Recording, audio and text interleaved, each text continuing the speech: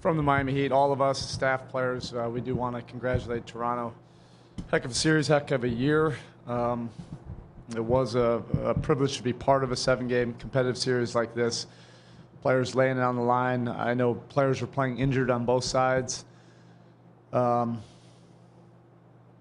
we tip our hats to the Toronto organization. You have to respect an organization that's gone through some pain in the playoffs, and then to be able to overcome that. And like I said, it was a heck of a series to be involved with.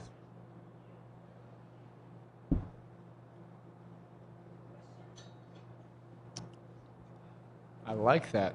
Thank you. Oh, sorry. At the end of the season, I can't let you just get up and go. Just what did you see from your team just as the second half went along? Could you just feel the game slip away on the bench? Did you feel like it was just... Yeah, and I thought we got it. Once we got it to 6 at the end of the third, I thought we had a chance. Our young guys really gave us a boost of energy. I think they were up, 18, 19 with the young guys, and able to bring it within 6 when Tyler hit that 3. But Toronto just kept on coming, and their most aggressive, most energetic burst.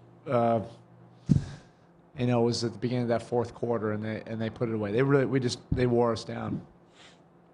Coach, how much would you say fatigue had a factor on this game, considering you guys played every other game since Game 3 against Charlotte? No, we're not making any excuses. Toronto beat us, fair and square. Give them credit. This is a competitive series. Both teams had to play every other day, so it's not like we had extra days where we had to play. No, everybody's in the same circumstance.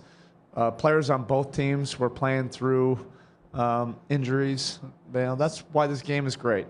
And it's unfortunate that people thought that this was maybe not the most elegant series, but it's one of the more competitive ones. And if you're a true basketball enthusiast, you could see and find joy in a competitive grind like this. Yeah, we didn't view them as young guys anymore. I wish I didn't say that because I never refer to them as young guys. They've been fearless all year long, and they're a major part of why we got to where we were. You can say when you get to this point, you got to go with the guys that got you there. Well, they were.